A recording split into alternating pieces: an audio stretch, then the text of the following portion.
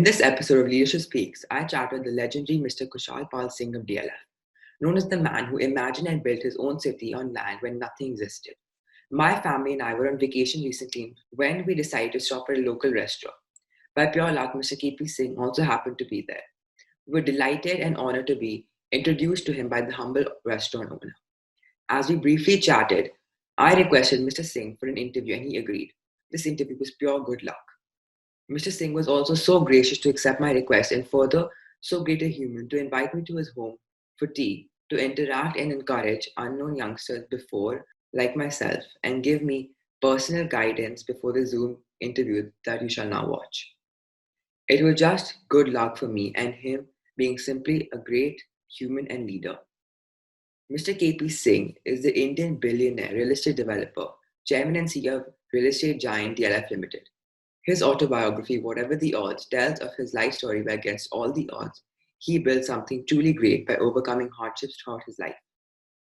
When Mr. KP Singh imagined building Gurgaon City in the late 70s, no one had the vision or foresight to see the incredible growth it would bring to DLF and to the whole country. With a bit of good luck and a lot of hard work, he made an impossible dream a reality. Let's hear Mr. KP Singh's incredible leadership story in this episode of Leadership Speaks.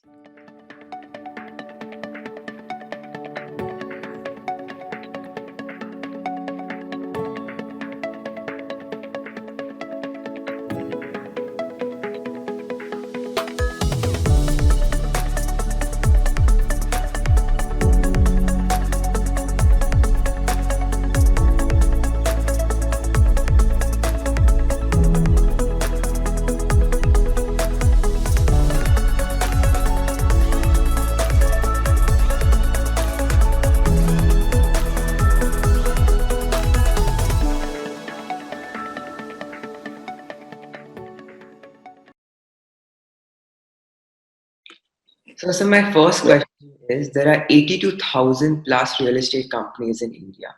How does DLF differentiate from them? You see, Rehan, ever since this company started, historically, soon after independence, but then it's closed down for nearly 3 decades because government nationalized the business. Then I restarted in 75. But one dictum, one motto has always been that we have to be 100% compliant with the laws of the land. Compliance is ingrained in DLF as a way of life, number one. Number two, when you do business with somebody, remember, a successful business is that when everybody makes profit, not only you. So our whole pricing policy is such that the person whom we are doing business, he must make profit also. Not only as a customer, but even a supplier, even suppliers, and also make handsome profit, and contractors always. I mean, anybody associating must gain from our association. So we have followed this, and one very important thing is we have always held moral values and ethics ahead of our greed of business.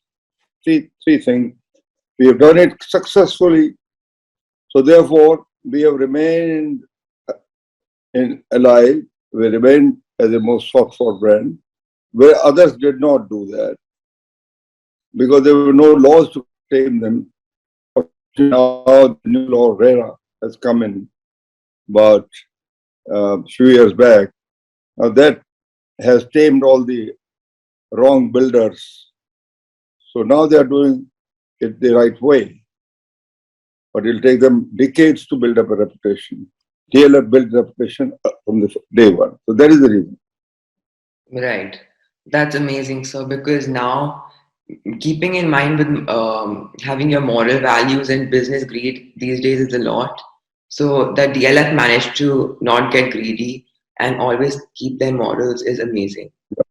Yeah, that's correct. That has been the principal difference moral values, ethics in business, and remaining 100% compliant with the laws of the land has been the essence of success of the area. Right. So my second question for you is, how did you identify Gurgaon as a residential slash metropolitan office city? And now it is even an upcoming food and shopping hub. Okay, for that, I'll take a minute to explain this. You see, when I started this, actually 75, 77, at that time, the business of urban land development was nationalized, means private sector could not do. I got in with accidentally with Rajiv Gandhi, accidentally, purely luck. But then I wanted to identify what do I want to do. So for that, I made a deep study. Deep study was this. Historically, over centuries, not years, not decades, centuries, how has Delhi expanded? So if you see carefully, Delhi's expansion has been quite substantial during Mughal days. In Mughal days, it was Red Fort, Jama Masjid, Red Fort, Daryaganj. Right. And thrust was toward there. There was nothing called New Delhi. New Delhi is a later phenomenon by British days. So actually, the Daryaganj was the northmost, the southmost point, and rest was all towards going towards Chandni Chowk and towards toward this towards Ambala. The whole area was there. But that was a time during Mughal days. Then came British people, East India, British people. They decided to make New Delhi, what we call Luton's Delhi. Right. Initially, because they wanted to live in a better environment and create spaces for more modern living than what Mughals were trying to do. So expansion of Delhi then took place towards the New Delhi, we call it now. And New Delhi means come towards this side, as we know, Rashtrapati Bhavan and this area, and then further up. So immediately after the partition of India, certain more growth took place, not very much towards the Daryaganj and that side, because there was there few model towns and a couple of things. But substantial part of Delhi expansion grew towards, from here, toward Defense Colony, toward this, towards what you call towards Faridabad side. Right. That direction.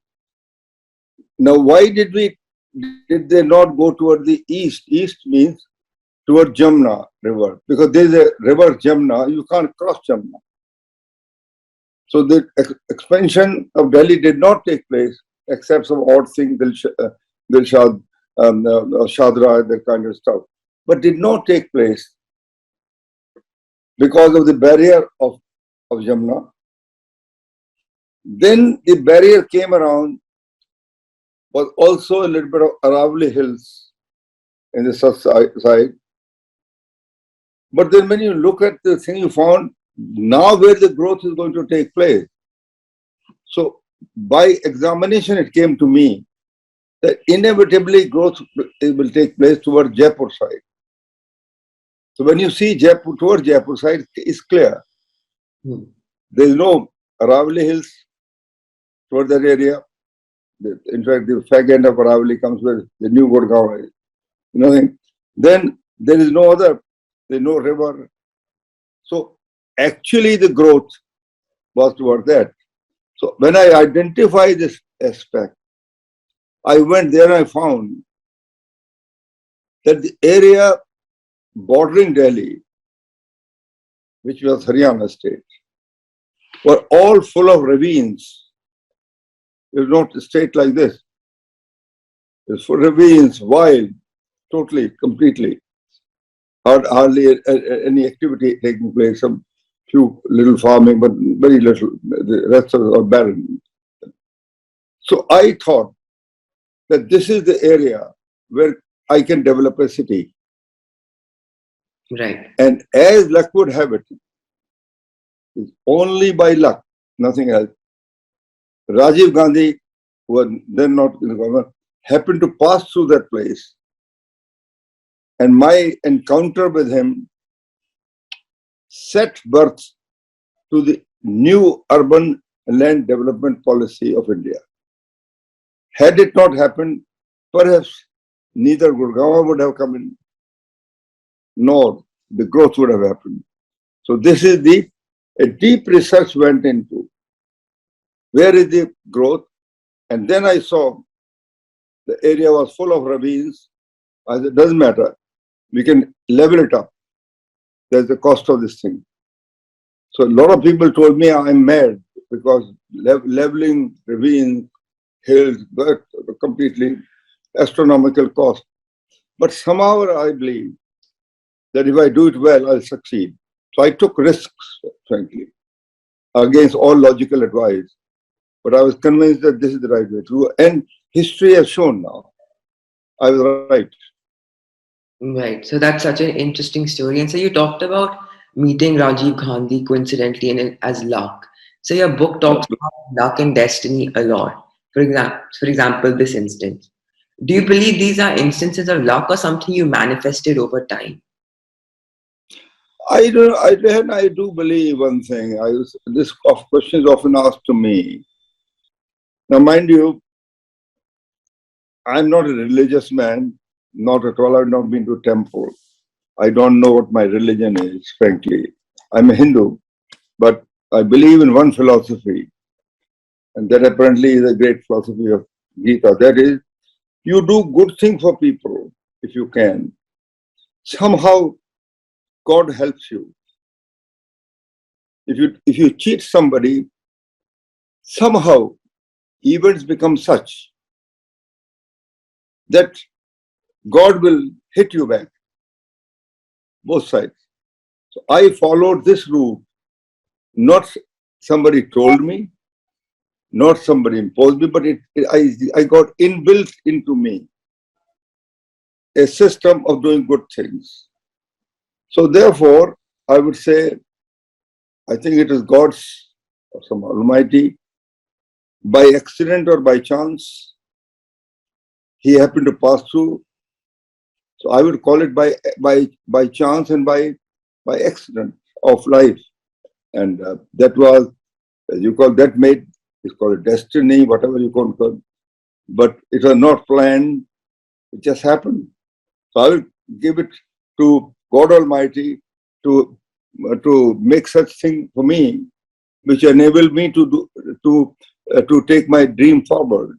If it had not happened, my dream would have remained a dream. It couldn't have been turned into reality. Wow. So talking about the past and about your instance in meeting Rajiv Gandhi, if you had the option, would you go back to the past and change any specific decision you made that would have further affected you today for the positive? Yes, yes, definitely.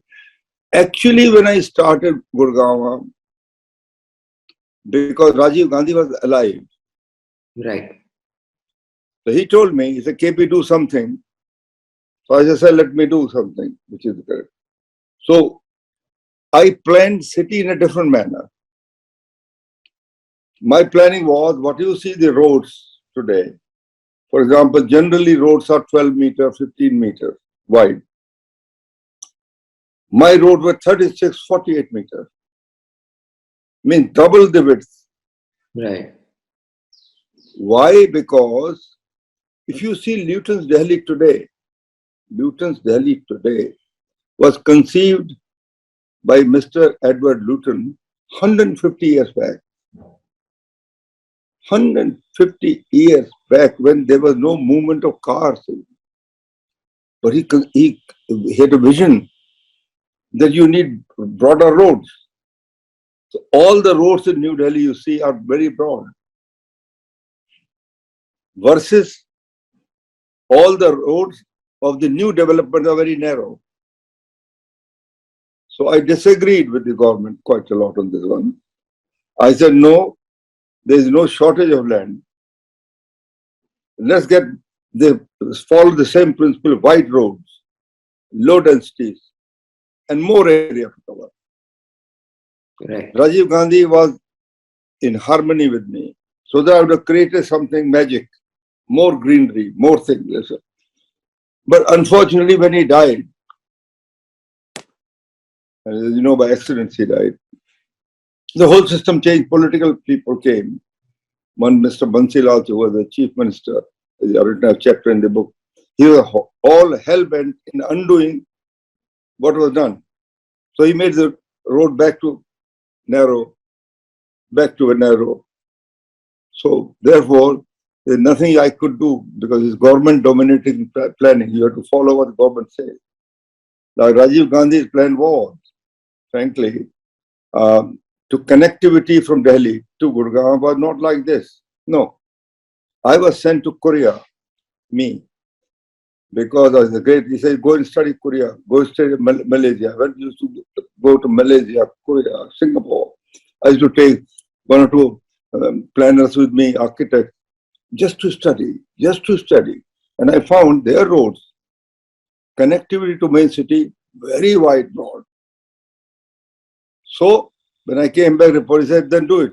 And the whole idea was connectivity from Delhi today to Gurgaon is through a 6-lane highway. 3 lane on one side, 3 lane on the other side. 6 lane. My plan was 16 lane. 8 lane this side, 8 lane the other side. And proposal was, it is government land, government road. We will construct it at our cost. At our cost, on government land, let the road remain with government. But something which is like Luton did, something like what Malaysia is doing, something like Korea is doing it. There's no reason why we can't do it. Can you imagine the connectivity of a 16-lane highways, both sides? That, and then in internal 36 meters, that would have been as good as the best city in the world. But alas, I couldn't do it. I regret. But it was not in my hand. My hands were chopped off by the government. So I had to do what the government says. It's unfortunate that in India, the planning is dominated by government bodies. And as a private person, you've got very little to do. So this is, I would have, if I were given a chance, I would have done it back again.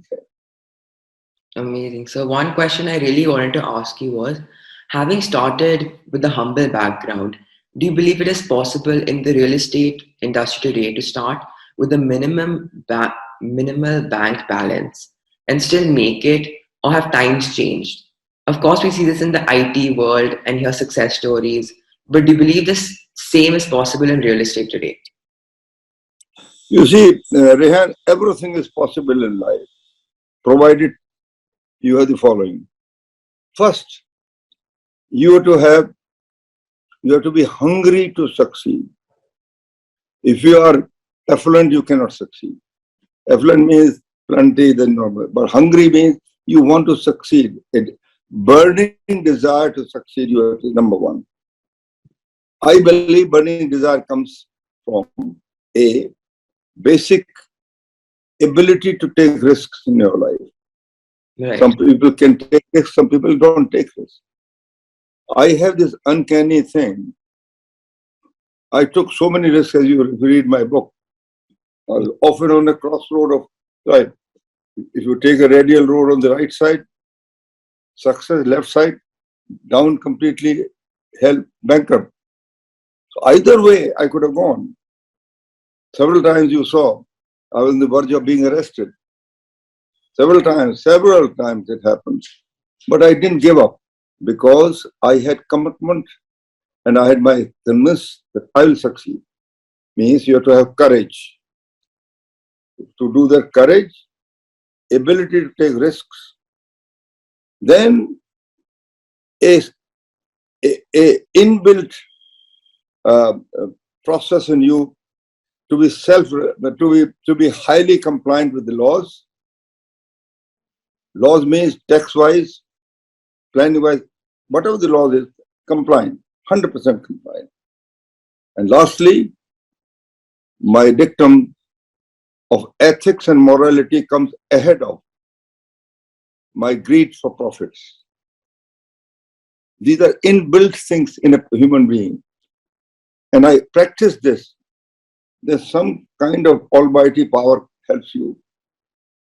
Money start pouring in, as you've seen in my question, in my book, you have seen. From nothing, I started succeeding. But I had always this value. Nobody can ever tell me. I hope I would, frankly, I always say, please come and tell me if anybody, have I cheated anyone in my life? Have I been ever prosecuted for any offense? Have I done anything wrong? Inadvertently, yes, everybody can make mistakes. But deliberately, no. If I made mistake, I'll correct myself. So frankly, these are the ingrained things. Money then flows. So it is not, yes, if you have money, nothing like it.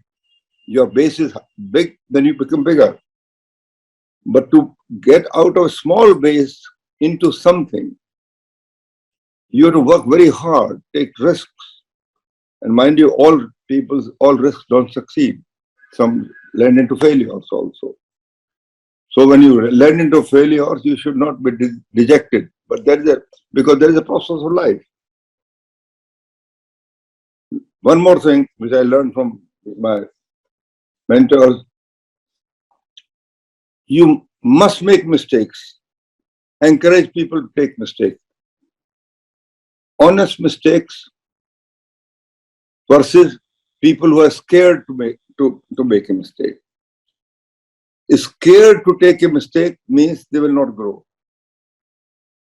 But if you make a mistake, then followed immediately with it, an ability to learn from that mistake lessons and ensure that you don't repeat it again, you will be a success story. So this is a very important thing for young people to realize. Have courage to make mistakes. No problem. But learn fast that what lessons do you learn out of the mistake. Right. And in future, avoid repeating the same. That way, sure, person succeeds. I practice that. So I will definitely keep these 4 points in mind, especially the point. So making mistakes is fine, but we have to realize not to make the same mistakes again. So I will definitely keep that in mind. So my last question for you, a little off topic, is what is one hobby you cherished and has been beneficial to you in your everyday / entrepreneurial life? You see, I have been a very good sportsman. My life, you see, started with tennis. I was a person with very meager means, and as you saw, I started my life, my initial schooling in the madrasa for all the damn places for a few months. Then, like a normal school, I would not call it, I was an outstanding academic brilliance, but I always used to pass first class, but I say upper end of an average, but not super genius. No, my academic performance was just satisfactory. But I was very good in sports. From any sports, whether it was hockey, in school, basketball, but I was good in tennis. Then I was very good. I was a very good horseman. I was a very good polo player. You see how my life went into a different direction. Right. And now, as my age grew, I became fond of golf. So I follow golf even now. So I would say a constant sportsman activities has been one of the essence of my life. And I also believe one thing very strongly, that you see, as young people, sorry, before that, my second hobby, which is independent, is I love listening to music, because wherever I have opportunity, we have sing song together, mostly light music, not one of those fancy, but I wherever I go, I have friends organize music things. I love listening to lovely songs. They're not ghazals, this kind of life. So means I have zest for life. So unless you have the following qualities, initial stage of your life, work hard, have vision to succeed, make mistakes, don't repeat them, be highly compliant, pay taxes, pay this thing, and grow your business, be hungry. But a time comes in your life when you cannot keep doing this all the time. Like in my case, I'm now 92 years old. So I have gone through this mill, created DLF with my sheer hard work and this. But equally during time, I was also enjoying myself also. Because in the evening, there was hardly an evening, just 2 hours. When I was not with friends, just to lighten me and my wife, late wife, were very good in this one. We used to meet around music and all this kind of thing. And now, I call it play hard. Work hard, be compliant, pay taxes, grow in your thing. But when you retire, then don't give up life. Then play hard also. Enjoy for whatever time you have. So I do have. That's why when you saw me south of France on the restaurant, it was pursuit of that. I travel, meet friends. Somebody said, oh my God, at your age, there's a lot of people at my age are sick in bed. I said, to hell with it, I'm not sick in bed. I have zest for life. So a person should have zest for life till whatever time you are alive. You can't give up in life. So this is my essence for life. Okay, sir. I will definitely keep all of this in mind. And this was such an amazing interview. Thank you so much for this Okay, opportunity. thanks. Best of luck. And that concludes my chat with legendary Mr. KP Singh. What an amazing experience this was for me. Here are two of my key learnings. First, entrepreneurs who don't have huge capital may have to have a greater hunger to succeed than those with comfortable finances. I had a fear that starting a business is only for those with huge capital to begin with. However, as Mr. Singh says, having a hunger to succeed is much more important. Having comfortable finances at the start could make us lazy and complacent. We must have confidence to start from lower levels, take risks, and climb up the hard way. Such people will have no problem raising capital later because they inspire confidence in the eyes of investors. Second, you must make mistakes and encourage others to have the same guts to make the mistakes. Otherwise, you cannot grow and will not learn. The only way to grow a business is to not be afraid of making wrong decisions. Without risk, there is no reward. Have courage to make mistakes, but also have the wisdom not to make the mistake again. This is the 14th inspiring interview with leaders who inspire me with their amazing life stories. If you enjoyed watching, please do hit the like button and subscribe to my channel. I'll be releasing my next Leadership Speaks podcast very soon. Till then, think positive, have big goals, and focus on the road ahead.